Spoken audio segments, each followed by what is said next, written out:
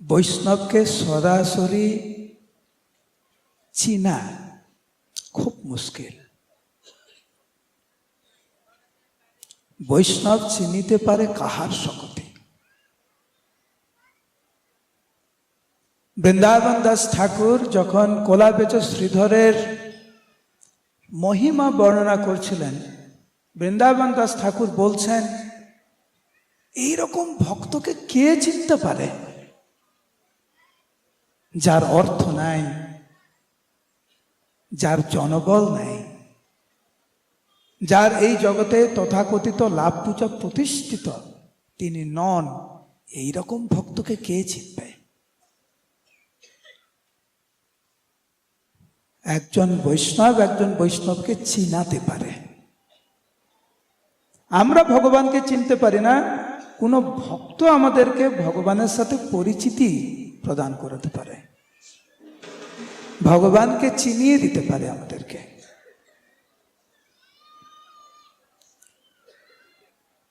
বৈষ্ণবের কিছু গুণ আছে, কিছু মহিমা আছে, যেটা দর্শন করে, শ্রবণ করে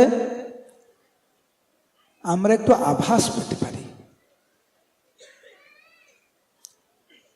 বৈষ্ণব একটি জীবনধারা, কেবল নিরামিষ খায়, কেবল শিখা রাখে, কেবল তিলক পরে, কেবল মালা রাখে গলায়, তাকে শুধু এই কয়েকটি লক্ষণ দেখেই প্রকৃত বৈষ্ণবের যে গুণাবলী সেগুলো দর্শন নাও হতে পারে। মহাপ্রভুর কিছু পার্ষদ ছিলেন এই বাংলাদেশে, যারা বিশ্ববাসীকে দেখিয়েছিলেন যে বৈষ্ণব জীবন কাকে বলে। সেই জন্য সারা বিশ্ববাসী, বিশেষ করে বাংলাদেশের ভক্তদের প্রতি চিরকৃতজ্ঞ। মহাপ্রভুর ইচ্ছায় কিছু বৈষ্ণব, কিছু বৈষ্ণবী বাংলাদেশে আবির্ভূত হয়েছিলেন জগৎবাসীকে শিক্ষা দেওয়ার জন্য যে একে বলে বৈষ্ণব জীবন, এইভাবে ভগবানকে আরাধনা করতে হয়। আমরা জানি না ভগবানকে কি করে ভালোবাসতে হয়। ভগবানের অন্তরঙ্গ পার্ষদ বৃন্দ এই জগতে আবির্ভূত হন আমাদেরকে শিক্ষা দেওয়ার জন্য। তার মধ্যে অন্যতম হচ্ছে গঙ্গা মাতা গোস্বামিনী।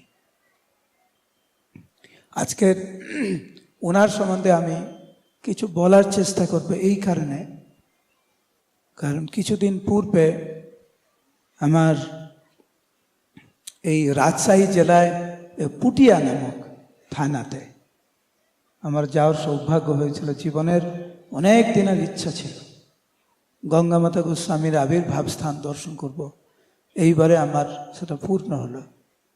তো ওনার কৃপা নিয়েই কিছু বলার চেষ্টা করছি। ওনার সাধনায় বৈষ্ণবের একটি গুণ হচ্ছে সহ্য করার ক্ষমতা।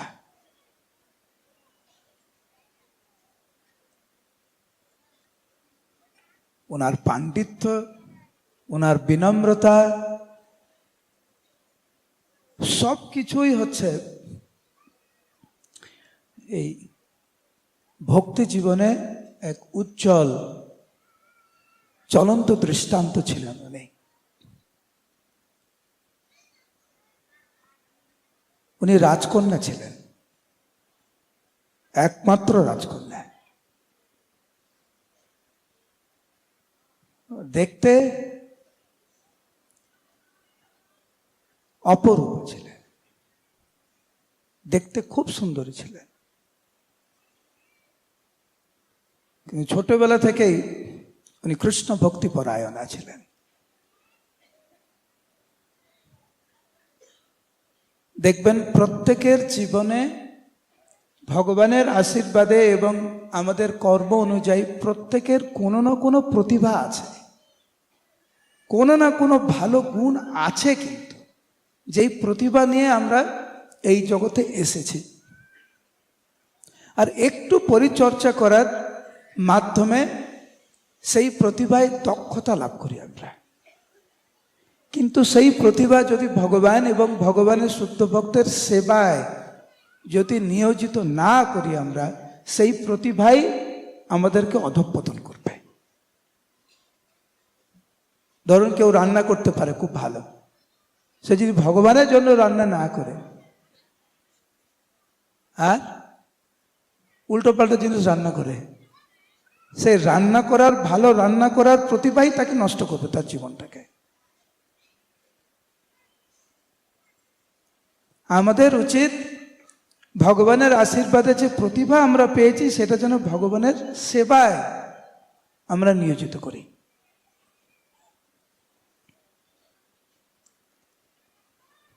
পড়াশোনা করলেন, বাবা মার খুব ইচ্ছা ওনাকে বিবাহ দেওয়ার, উনি বিবাহ করতে চাননি। কারণ কিছু কিছু ভক্ত আছে কিছু উদ্দেশ্য নিয়ে এই জগতে আবির্ভূত হন। উনি দেখাতে চাইছিলেন সবকিছু থাকা সত্ত্বেও কিভাবে একজন ভক্ত সবকিছুর থেকে দূরে থাকেন, কোনো আসক্তি নেই, বৈরাগ্য। উনি ওনার পিতাকে বলেছিলেন যে আমি কোনো মরণশীল মানুষকে আমি বিবাহ করতে চাই না।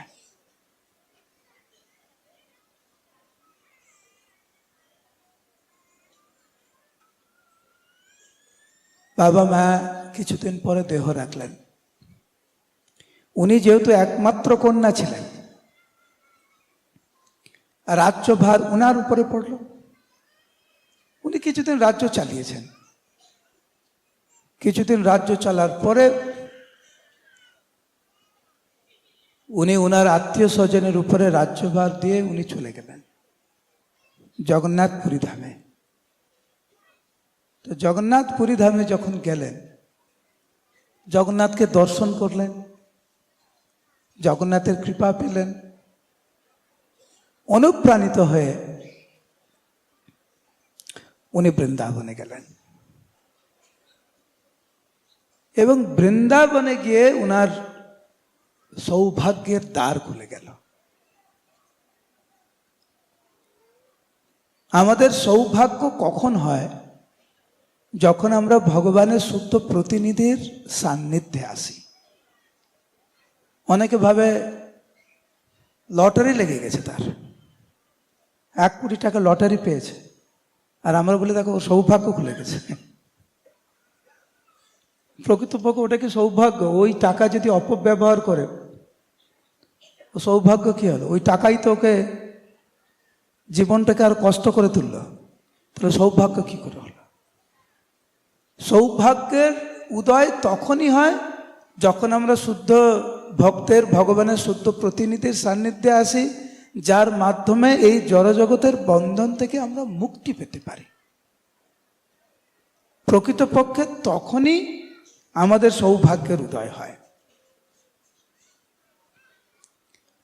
গদাধর পণ্ডিত মানে পঞ্চতত্ত্বের অন্যতম গদাধর পণ্ডিতের শিষ্য অনন্ত আচার্য, তার শিষ্য হরিদাস পণ্ডিতের সান্নিধ্যে গঙ্গাদাস পণ্ডিত আসলেন। দেখবেন আপনারা লক্ষ্য করে, যারা যারা ভক্তি জীবনে এসেছেন সবাইকে কিন্তু পরীক্ষা দিতে হয়েছে। কেউ না কেউ আপনাকে নিরুৎসাহিত করেছে, কেউ না কেউ আপনাকে অনেক বকা দিয়েছে, কেউ না কেউ আপনাকে বলছে তোমার সাথে আমি কথাই বলবো না যদি ইসকনের সাথে যুক্ত থাকো। অনেকে পরিত্যাগ করে দিয়েছে আমাদেরকে, কারণ আমরা ইসকনের সাথে যুক্ত। এখনো কথা শুনতে হয়, হ্যাঁ কি না?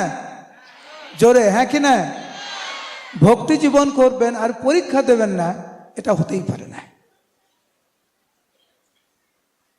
ভক্তি জীবনে আমরা যত অগ্রসর হব, বিভিন্নভাবে আমাদের পরীক্ষার সম্মুখীন হতে হবে। আত্মীয় স্বজনের মাধ্যমে ভগবান পরীক্ষা নেন, গুরুদেবের মাধ্যমে ভগবান পরীক্ষা নেন, মায়া দেবী আমাদেরকে অনেক পরীক্ষা করে। দেখুন, গঙ্গা মাতা গোস্বামিনী রাজকন্যা, রাজ প্রসাদ ছেড়ে বৈরাগী হয়ে বৃন্দাবনে গেছেন গুরুদেবের কাছে।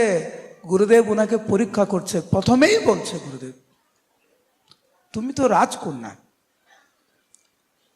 তোমাকে এখানে থাকার দরকার নেই, বাড়িতে যা, বাড়িতে গিয়ে সাধন ভজন করে। গঙ্গা মাতা গোস্বামিনী কিন্তু বাড়িতে যাওয়ার জন্য বৃন্দাবনে আসেনি।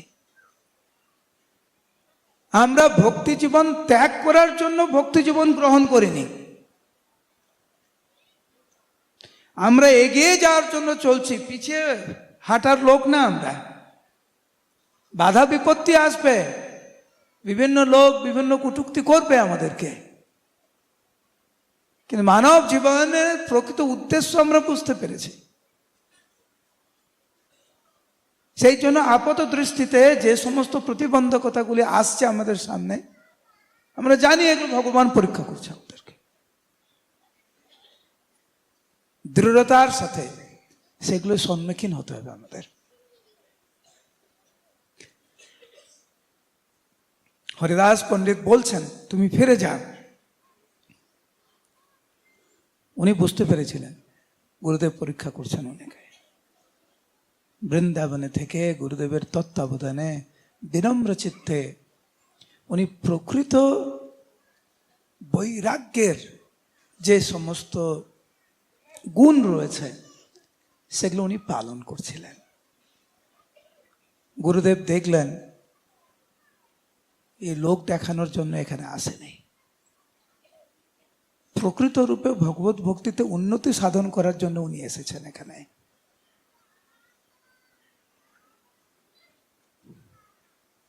উনাকে আবার পরীক্ষা করার জন্য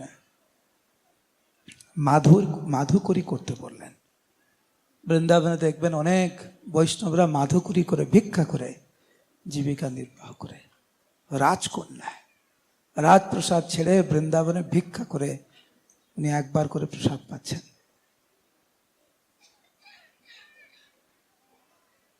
গুরুদেব সন্তুষ্ট হলেন, ওনাকে দীক্ষা দিলেন।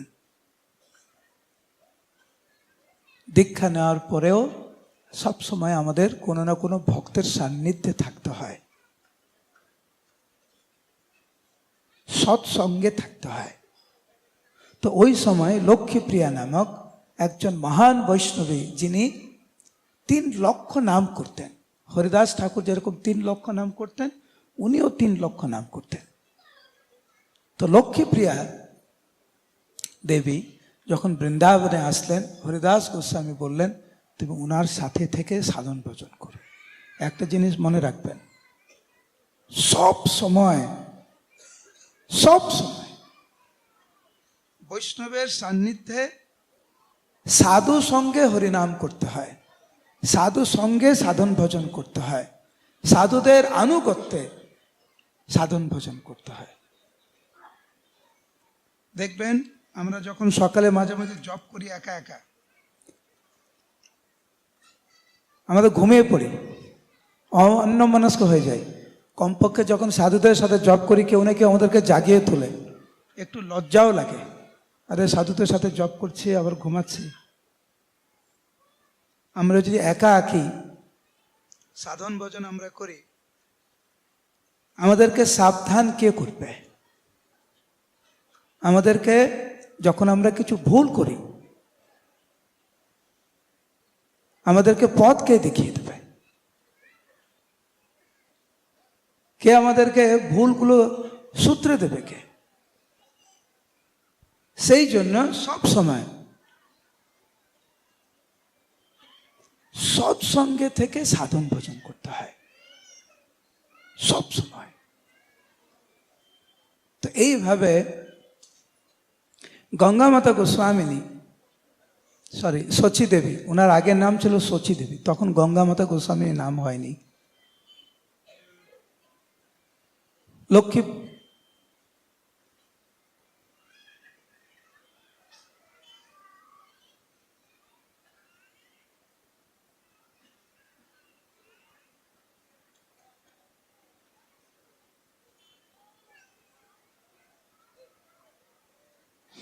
লক্ষ্মীপ্রিয়া দেবীর সাথে উনি বৃন্দাবনে থেকে সাধন ভজন করলেন। তারপরে গুরুদেব আদেশ দিলেন, তুমি পুরীধামে যা। সাধন ভজন তো করেছ, এখন প্রচার করো। ভারত ভূমিতে মানুষ জন্ম হইল যার, জন্ম সার্থক করি কর পরোপকার। যখন আমরা কিছু ভালো কিছু পাই, আমরা চাই ভাগ করে নিতে। আমরা একাকী ভগবত ভক্তিতে উন্নতি সাধন করতে চাই না। আমরা উন্নতি সাধন করতে চাই, তার সাথে সাথে অন্যরাও ভগবত ভক্তিতে উন্নতি সাধন করুক। হরিদাস গোস্বামী আদেশ দিলেন, এখন প্রচার করো, তুমি পুরী ধামে থেকে প্রচার করো। শচী দেবী চলে আসলেন পুরী ধামে। ওইখানে উনি প্রত্যেক দিন সার্বভৌম ভট্টাচার্যের যে গৃহে ছিল, সেখানে থেকে উনি প্রত্যেকটা দিন উনি ভাগবত পাঠ করতে লাগলেন গুরুদেবের আজ্ঞা অনুসারে। অল্প দিনের মধ্যেই প্রসিদ্ধ ভাগবত বক্তা রূপে উনি পরিচিতি লাভ করলেন, সর্বত্র ছড়িয়ে পড়ল। তখন পুরীধামের বা উড়িষ্যার রাজা ছিলেন মুকুন্দদেব। তো মুকুন্দদেব ওনার ভাগবত পাঠ শ্রবণ করতে এসে মুগ্ধ হয়েছিলেন। দেখবেন ভগবত ভক্তিতে উন্নতি সাধন বা প্রচার কার্যে অংশগ্রহণ করা মহাপ্রভুর বিশেষ আশীর্বাদ প্রয়োজন। মহাপ্রভু এবং মহাপ্রভুর পার্ষদ বৃন্দের আশীর্বাদ ছাড়া কেউ কখনো ভগবত ভক্তিতে এগোতে পারে না, যথার্থরূপে প্রচার কার্যেও যুক্ত হতে পারে না।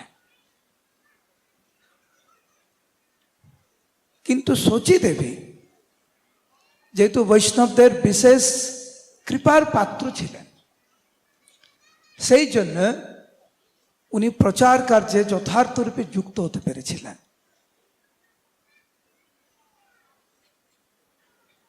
তো একদিন এই মহাবরুণী স্নান যে তিথি আছে, সেই তিথিতে ওনার গঙ্গা স্নান করার ইচ্ছা হলো। কিন্তু গুরুদেব আদেশ দিয়েছেন পুরীধামে থাকতে, আর পুরীধামে তো গঙ্গা নেই, কোথায় স্নান করবে? যেহেতু গুরুদেব আদেশ দিয়েছেন পুরীধামে থাকার জন্য, ওনার ইচ্ছা সত্ত্বেও উনি আর বাইরে গেলেন না। কিন্তু ভক্ত যখন ঐকান্তিকভাবে কোনো কিছু আশা করে, কোনো বাসনা করে, ভগবান সেই মনোবাসনা পূর্ণ করেন। জগন্নাথ দেব স্বপ্নে এসে শচী দেবীকে বললেন, তোমাকে কোথাও যেতে লাগবে না, তুমি যেহেতু গঙ্গায় স্নান করতে চাইছ, তুমি রাত্রিবেলা এই যে সার্বভৌম ভট্টাচার্যের যে গৃহ ছিল তার পাশে একটা পুষ্করিণী আছে, তুমি ওই পুষ্করিণীতে স্নান করবে। গঙ্গা দেবী ওখানে আবির্ভূত হবেন আমার আদেশে। তো শচী দেবী রাত্রিবেলা যখন ওইখানে গেলেন, রাত্রিবেলা স্নান করার সময় ওই মুহূর্তে সাধারণত গঙ্গাতে স্রোত আছে, ওই সময় জগন্নাথের ইচ্ছাতে জগন্নাথের চরণ কমল থেকে গঙ্গা প্রভাবিত হলো। শুনুন মন দিয়ে, জগন্নাথের চরণ কমল থেকে গঙ্গা প্রবাহিত হয়ে ওইখানে আবির্ভূত হলেন গঙ্গা দেবী। আর রাত্রিবেলা স্রোতে শচী দেবীকে ভাসিয়ে নিয়ে গিয়ে, এটা মধ্যরাত্রে কিন্তু, জগন্নাথের মন্দিরে প্রবেশ করে যে গর্ভগৃহ আছে, শচী দেবীকে স্রোতে গঙ্গা দেবী ভাসিয়ে নিয়ে গিয়ে জগন্নাথের সামনে নিয়ে চলে গেছে মন্দিরের ভিতরে। মন্দিরের ভিতরে তো কোনো নদী বইছে না, আর গঙ্গা দেবী বইছে না, তো স্রোতে কি করে ভেসে গেলেন উনি ওখানে? বাইরে থেকে দরজা তো বন্ধ, 24 ঘন্টা প্রহরী, কিন্তু গঙ্গা দেবীকে ভাসিয়ে নিয়ে গেলেন, গঙ্গা দেবী শচী দেবীকে ভাসিয়ে নিয়ে গেলেন রাত্রিবেলা একদম জগন্নাথের সামনে। বাইরে থেকে যারা নিরাপত্তা রক্ষী ছিল তারা দেখছে ভিতর থেকে অনেক কোলাহল হচ্ছে, মানে জলে যখন, নদীতে যখন অনেক লোক স্নান করে যেই কোলাহল হয় সেরকম শব্দ। প্রধান পূজারীকে খবর দিয়েছে যে জগন্নাথের গর্ভগৃহ থেকে বিরাট শব্দ আসছে। তাড়াতাড়ি গিয়ে দরজা খুলে দেখে না শচী দেবী জগন্নাথের সামনে দাঁড়িয়ে আছে। আরে ঢুকলো কি করে? তারা তো শচী দেবীকে বাহ্যিকভাবে দেখে তারা বুঝতে পারেনি যে জগন্নাথ স্বয়ং ওনাকে ওখানে নিয়ে যাচ্ছে। আমি আজকে ক্লাস কিন্তু প্রথমেই শুরু করেছিলাম যে ভক্তদেরকে সহজে চিনা যায় না, বাহ্যিক রূপ দেখে, বাহ্যিক কিছু কার্যকলাপ দেখে কখনো কোনো ভক্তকে বিচার করতে নাই। তো প্রধান পূজারী এবং নিরাপত্তা রক্ষীরা তারা শচী দেবীকে বুঝতে পারল না। ওনারা ভেবেছে আরে আমরা জানি ইনি তো বিদগ্ধ পণ্ডিত, ভগবত প্রবক্তা, এ ঢুকলো কি করে ভিতরে? নিশ্চিত রূপে এ চুরি করতে এসছে, নিশ্চয়ই মন্দিরের ভিতরে কোথাও লুকিয়েছিল, আমরা বুঝতে পারিনি। জগন্নাথের অলংকার চুরি করতে এসছে। সঙ্গে সঙ্গে রাজাকে খবর দেওয়া হলো। রাজা তো অবাক হয়ে গেছে যে শচী দেবীর মতো ভক্ত জগন্নাথের মন্দিরে চুরি করছে, ওকে জেলে পাঠিয়ে দেয়। শচী দেবীকে জেলে ভরে দিল। জেলে ভরে এই রাজা মুকুন্দদেব তখন রাজা ছিলেন, উনি ভাবলেন ঠিক আছে এখন তো জেলে থাক, দিনের বেলা আমি বিচার করবো। এর এত বড় সাহস, বাইরে দেখাচ্ছে শুদ্ধ ভক্ত, বাইরে আর ভিতরে হচ্ছে চোর। ওনাকে জেলে পাঠিয়ে দিয়ে মুকুন্দদেব বিশ্রামে গেলেন। রাত্রিবেলা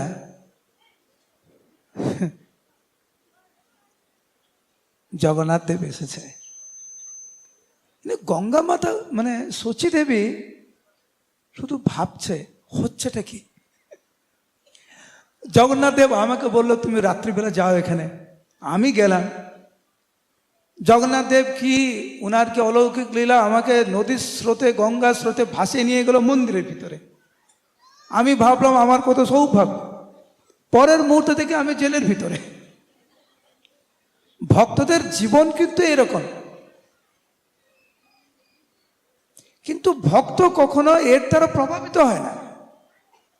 কেউ আমাদের ফুলের মালা পরায় কখনো কখনো, কেউ দেখে প্রণাম করে, আবার কেউ কেউ দেখে গালি দেয়, কেউ দেখে বলে প্রভু আপনার মতো ভক্ত হয় না। আবার একজন বলে আপনার মতো এরকম ভক্ত, ছি ছি। দুটোই সহ্য করতে হবে আমাদেরকে, কখনো ভালো কখনো মন্দ, কিন্তু সবই জগন্নাথের কৃপা। এইভাবে যদি নিতে পারেন, যেটা স্বাভাবিকভাবে আসছে, কারোর উপরে দোষারোপ করবেন না, লাভ নেই। কতজনকে বুঝাবেন আপনি? যেটা আমাদের করা সম্ভব সেটা করুন, যেটা হচ্ছে নিয়ন্ত্রণের বাইরে ওটা মাথা ঘামিয়ে লাভ নেই।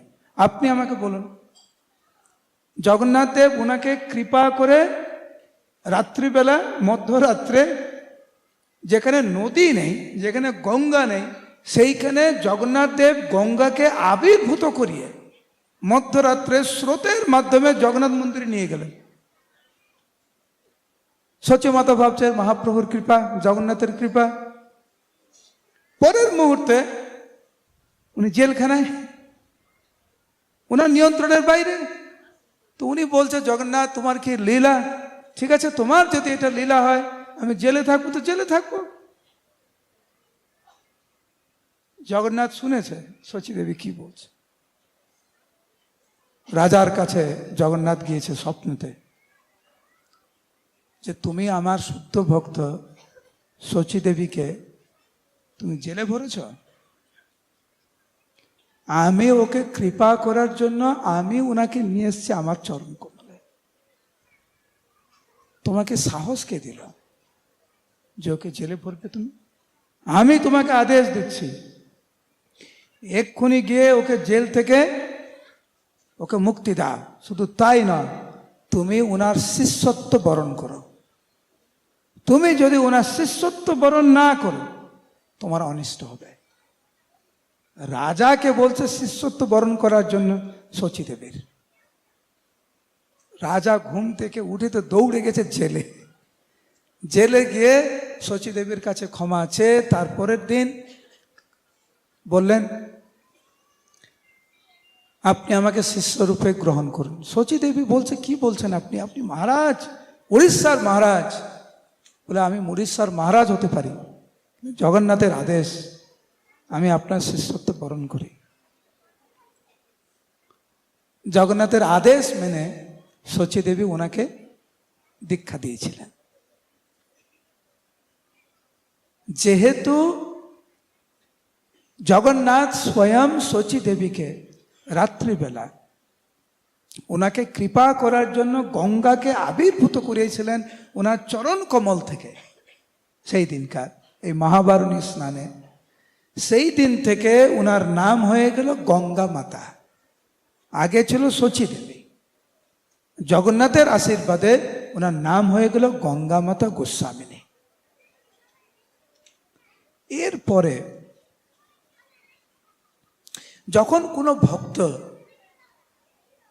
ঐকান্তিকভাবে বিনম্রতার সহিত সাধুগুরু বৈষ্ণবের তত্ত্বাবধানে সেবা করে ভক্তি জীবন পালন করেন, গুরুদেবের আদেশ অক্ষরে অক্ষরে পালন করেন,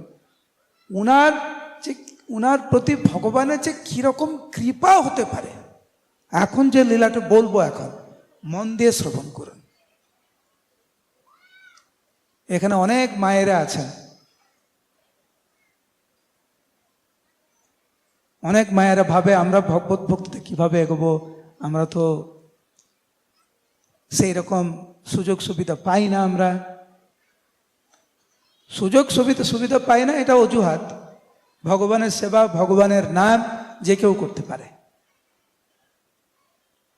কিন্তু মায়েদের ক্ষেত্রে শুধু নয়, আমাদের ক্ষেত্রে, সবার ক্ষেত্রে গঙ্গা মাতা গোস্বামী একজন আদর্শ বৈষ্ণবী ছিলেন। কিরকম কৃপা পেয়েছেন দেখুন। ভারতবর্ষে একটি রাজ্য আছে, সেই রাজ্য হচ্ছে, নাম হচ্ছে রাজস্থান, যেখানে এখন গোবিন্দদেব আছেন আমাদের। আর এই রাজস্থানের রাজধানী হচ্ছে জয়পুর। তো রাজস্থানের জয়পুরে চন্দ্র শর্মা বলে একজন ভালো ভক্ত ওখানে ছিলেন, নামটা মনে রাখবেন। রাজস্থানের জয়পুরে চন্দ্র শর্মা বলে একজন ভক্ত। আর উনি একজন ভগবান শ্রীকৃষ্ণের শুদ্ধ ভক্ত ছিলেন। ওনার কাছে একটা সুন্দর অপূর্ব বিগ্রহ ছিল। সেই বিগ্রহের নাম হচ্ছে রসিক রায়। ভগবান কৃষ্ণের বিগ্রহ রসিক রায়। ঐকান্তিকতার সহিত উনি ভগবানকে সেবা করতেন। দরিদ্র ছিলেন উনি আপাত দৃষ্টিতে। তা একদিন জগন্নাথ দেব ওনার স্বপ্নে এসেছেন, এই চন্দ্র শর্মার স্বপ্নে এসে বলছেন, চন্দ্র শর্মা, তুমি তো রসিক রায়কে অনেক দিন ধরে সেবা করেছ, এখন আমার ইচ্ছা তুমি আমাকে নিয়ে, মানে রসিক রায়কে নিয়ে তুমি পুরী ধামে যাও এবং গঙ্গা মাতা গোস্বামিনী রূপে একজন মহান ভক্ত ওখানে থাকেন, ওনার কাছে আমাকে রেখে এসো, আমি ওনার সেবা পেতে চাই। আমি চন্দ্র শর্মা যখন ঘুম থেকে উঠেছে এবং জগন্নাথের স্বপ্নে পেয়েছেন, রসিক রায় স্বপ্নে পেয়েছেন, উনি ঠিক করলেন, এটা যদি ভগবানের ইচ্ছা হয় আমি এটা করব। এরকম ভগবানের অনেক লীলা রয়েছে বিভিন্ন স্থানে, যেখানে ভগবান বিভিন্ন ভক্তকে বলছে আমাকে ইনার কাছে রেখে আসো, এখন আমি ওনার সেবা গ্রহণ করতে চাই। যেমন অদ্বৈত গোসাই, সনাতন গোস্বামী, মাধবেন্দ্র পরিপাদ ইত্যাদি ইত্যাদি। উনি সেই রাজস্থান থেকে হাঁটতে হাঁটতে হাঁটতে হাঁটতে অনেক মাস লাগে রসিক রায়কে নিয়ে এসেছে গঙ্গামাতা গোস্বামিনীর কাছে। রসিক রায়কে গঙ্গামাতা গোস্বামিনীর কাছে নিয়ে গিয়ে বলছে, হে গোস্বামিনী, ভগবান কৃষ্ণ স্বয়ং আমাকে বলেছে এই বিগ্রহ আপনাকে দিতে, আপনি দয়া করে গ্রহণ করুন। গঙ্গামাতা গোস্বামিনী বলছেন, আমি ভিখারিনী, মধু করে করে আমি প্রসাদ পাই, আমি সেই বিগ্রহের কি করে সেবা করব? আপনি দয়া করে এই বিগ্রহ আমাকে দেবেন না, আপনি দয়া করে বিগ্রহ আপনি নিয়ে যান। কোনো মতেই গঙ্গামাতা গোস্বামিনী রাজি হচ্ছে না বিগ্রহ নেওয়ার জন্য।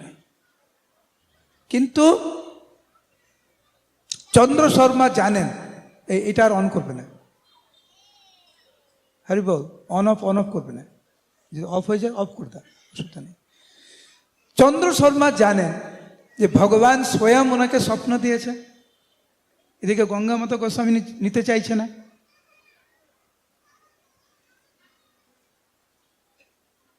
সন্ধ্যা পর্যন্ত অপেক্ষা করেছে, কোনো মতে রাজি হচ্ছে না, অনেক রাত হয়ে গেছে। তো গঙ্গামাতা গোস্বামী বলছেন, আপনি এবার আসুন, আমি রাখতে পারবো না বিগ্রহ, আমার সেই যোগ্যতা নেই, সেই সামর্থ্য নেই, পরিকাঠামো নেই, দয়া করে আমি রাখতে পারবো না। উনি বিগ্রহ নিয়ে চলে এসেছে ঘরের বাইরে, বাইরে এসে ভাবছে, আমি যদি এনার কাছে না রেখে যাই তাহলে আমার কপালে দুঃখ আছে। কারণ জগন্নাথ দেব স্বয়ং বলেছে, এ গোস্বামিনী রাখতে চাইছে না, আমি কি করব?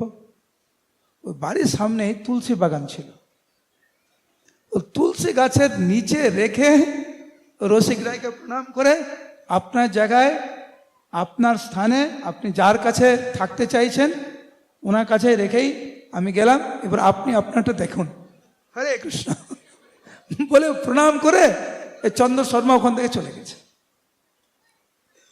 রসিক রায় ওখানেই পড়ে আছে, রাত্রিবেলা, মধ্যরাত্রি হয়ে গেছে। এইবারে গঙ্গামাতা গোস্বামী তো এইসব জানে না, গঙ্গামাতা গোস্বামী জানে চন্দ্র শর্মা ভগবানকে নিয়ে চলে গেছে, উনি ঘুমিয়ে গেছে। রাত্রিবেলা ভগবান গঙ্গামাতা গোস্বামীর কাছে এসেছে স্বপ্নতে, যে গঙ্গামাতা, আমি তো এসেছি তোমার সেবা গ্রহণ করার জন্য, তুমি আমাকে গ্রহণ করছো না, কিন্তু আমি তো তোমার সেবা চাই। আরে ব্রাহ্মণ আমাকে তুলসী বাগানে রেখে চলে গেছে, সারাদিন আমি সেরকম কিছু খাইনি, প্রসাদ পাইনি, তো তুমি কি আমাকে এইভাবে অভুক্ত রাখতে চাও? আমি খুব ক্ষুধার্ত, তুমি আমাকে দয়া করে কিছু প্রসাদ খাওয়া। গঙ্গামাতা গোস্বামী এই স্বপ্ন পেয়ে পুরো প্রেমে পুলকিত হলেন, তাড়াতাড়ি স্নান করে তুলসী বাগানে এসে দেখে না রসিক রায় ওখানে দাঁড়িয়ে আছেন, উনাকে নিলেন, কৃষ্ণ প্রেমে পাগল হয়ে অনেক ক্রন্দন করলেন রসিক রায়ের সামনে। রন্ধন করে উনি যখন ভোগ লাগাচ্ছে, মন দিয়ে শুনুন, ভগবান কি বলেছে একটু আগে, সারাদিন খাইনি, আপনি যদি সারাদিন না খেয়ে থাকেন, তারপরে আপনার সামনে যিনি আপনাকে খুব ভালোবাসে, অনেক ভালোবাসা দিয়ে স্নেহ দিয়ে রান্না করে আপনাকে সামনে দেয়, আপনার মনের মতো প্রসাদ আপনি কেমন পাবেন? চেটে পুটে, তাই না? চেটে পুটে পাবেন। তো গঙ্গামাতা গোস্বামিনী স্বচক্ষে দেখছে যে ভগবানের কত খিদা লেগেছে, ভগবানের খিদা লাগে নাকি আবার, কিন্তু ভক্তের প্রেমে উনি ক্ষুধার্ত, উনি প্রেমের ক্ষুধার্ত। ভগবানের কোনো অভাব নাই, কিন্তু ভক্ত যখন ঐকান্তিকভাবে সরল চিত্তে ভক্তি ভরে ভগবানকে কিছু অর্পণ করেন, সেই ভাবের জন্য ভগবান লালায়িত।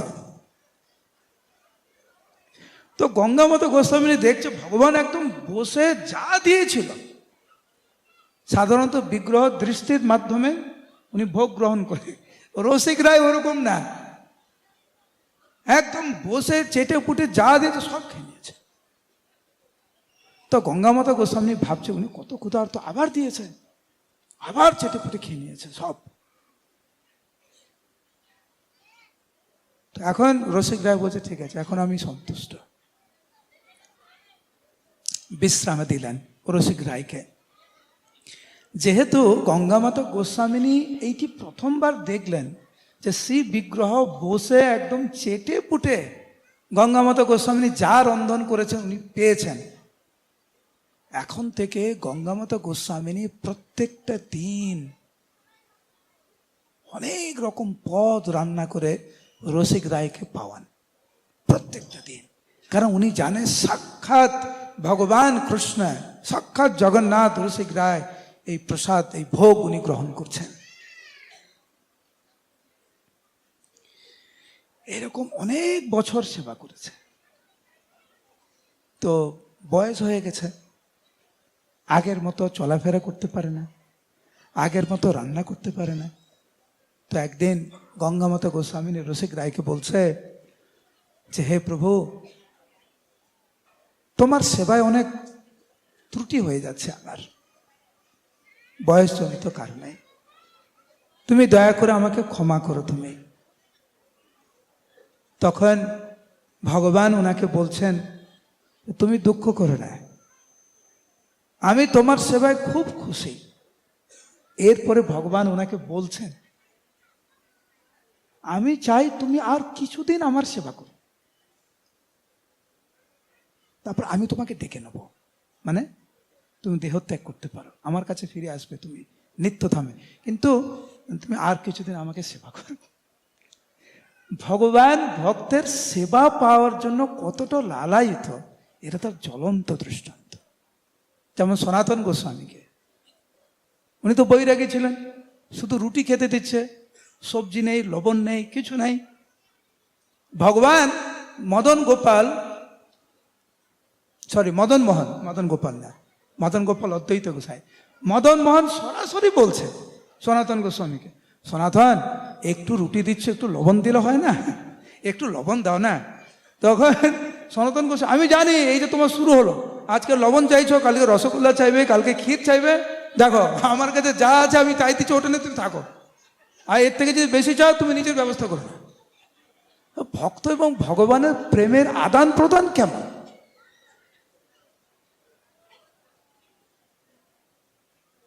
বাবা কখনো ছেলে থেকে চেয়ে নেয়, গঙ্গা জল দিয়ে যেরকম গঙ্গা পূজা ঠিক সেরকম। তো রসিক রায় বলছে গঙ্গা মাতা তুমি দুঃখ করো না, তোমার সেবায় আমি অনেক খুশি, তুমি আর কিছুদিন সেবা করো, তারপরে তুমি প্রাণ ত্যাগ করে তুমি আমার নিত্য ধামে তুমি ফিরে আসবে, তুমি চিন্তা করো না। গঙ্গা মাতা গোস্বামিনী নিজের জীবনকে ধন্য বলে মনে করলেন, এ হচ্ছে প্রকৃত সাধন, প্রকৃত ভক্ত। এইভাবে গঙ্গা মাতা গোস্বামিনী কিছুদিন সেবাও করলেন। তারপরে যথার্থ সময়ে রসিক রায়ের ইচ্ছায় গঙ্গা মাতা গোস্বামিনী 120 বছর বয়সে, উনি 120 বছর জীবিত ছিলেন, 120 বছর বয়সে 1721 খ্রিস্টাব্দে আশ্বিনী শুক্লা একাদশী তিথিতে রসিক রায়ের দিকে অতৃপ্ত নয়নে দর্শন করতে করতে কৃষ্ণ প্রেমে পাগল হয়ে রসিক রায়ের চরণ কমলে পূর্ণরূপে আত্মসমর্পণ করে তার রূপমাধুরী দর্শন করতে করতে রসিক রায়ের নিত্য লীলায় গঙ্গা মাতা গোস্বামিনী প্রবেশ করলেন। গঙ্গা মাতা গোস্বামিনী কি। তো আজকের যে আমরা শ্রবণ করলাম গঙ্গা মাতা গোস্বামিনীর যে লীলা, এখান থেকে আমরা দেখবেন প্রথম থেকে ওনার যে লীলা, প্রথম শিক্ষা হচ্ছে কি, যে শচী দেবী মানে গঙ্গামাতা গোস্বামিনীর ঐশ্বর্যের কোনো অভাব ছিল না। রাজকন্যা, একমাত্র কন্যা। পিতামাতা চলে যাওয়ার পরে পুরো রাজ্য উনার উপরে সমর্পণ করে গিয়েছিলেন, কিন্তু এই জড় ঐশ্বর্যের প্রতি কোনো আসক্তি উনার ছিল না। ভক্ত যদি আমরা হতে চাই, এই ধন ঐশ্বর্যের প্রতি কোনো আসক্তি থাকলে চলবে না। অনেক প্রলোভন আসবে কিন্তু আমাদের জীবনে, দেখবেন অনেক লটারি লাগবে, লাভ পূজা প্রতিষ্ঠা নিয়ে, এটা নিয়ে ওটা নিয়ে, রূপের লালসা, ঐশ্বর্যের লালসা, লাভ পূজা প্রতিষ্ঠার লালসা আসবে। সেটাকে আমরা কিভাবে আমরা সম্মুখীন হব চিন্তা করতে হবে আমাদের। গুরুদেব পরীক্ষা করেছিলেন শচী দেবীকে, আমাদেরও অনেক পরীক্ষায় বসতে হয়েছে। জীবনের শেষ নিঃশ্বাস পর্যন্ত অনেক পরীক্ষায় বসতে হবে। আরেকটা শিক্ষা গঙ্গামাতা গোস্বামীর হচ্ছে বিনম্র সেবা। রাজকুমারী হয়েও উনি মাধুকরী করেছিলেন, বিনম্র চিত্তে গুরুদেবের সেবা করেছেন। গুরুদেব যা বলেছিলেন উনি তাই করেছেন। শেষে রসিক রায় স্বয়ং ওনার কাছে আসলেন, ওনার সেবা গ্রহণ করলেন, আর ভগবানের ইচ্ছায় শচী দেবী দেহত্যাগ করে ওনার নিত্য লীলায় উনি প্রবেশ করলেন। আর ওনার জন্ম কিন্তু আপনাদের এখান থেকে বেশি দূর না, এই রাজশাহী ডিভিশনে। উনি আমাদের কাছে অনুপ্রেরণা, আমাদের সবাইকে দেখিয়ে গেলেন ভগবানের ভক্ত কেমন হতে হয়। মাতাজিরা পারে, মায়েরা পারে। আমাদের ব্রহ্মমধ্ব গৌড়ী সম্প্রদায়ে অনেক মাতাজি রয়েছেন যারা আদর্শ গৃহস্থ হয়ে, বা কিছু কিছু ভক্ত আছেন যেমন গঙ্গামাতা গোস্বামিনী, উনার মতো প্রচার করেছেন। নিত্যানন্দ প্রভুর স্ত্রী জাহ্নবী মাতা আমাদের দৃষ্টান্ত স্বরূপ।